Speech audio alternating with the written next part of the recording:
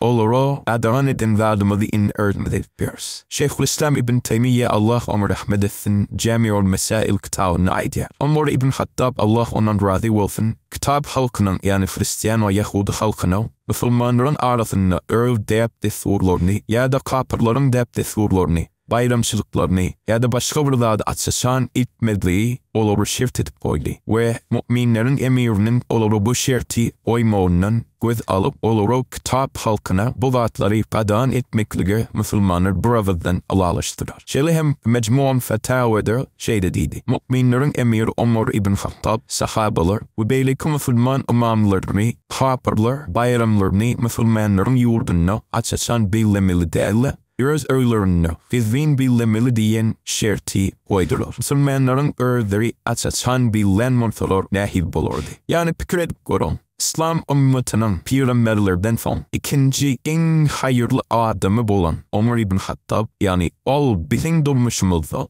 görüli almaly adamlarymyzdan birisi. Kapırlara bayramlarını öz öýlerinden da şerit çykarmaly hadaran edýär. Biz bolsa inni özümiz açaçan billäpýär. Bu adysmanyň nähib derejesi. Täzilim bilen ýetip gelýän bayramyň bilen ayho bu haçandan bäri seniň bayramyň boldy doganjan.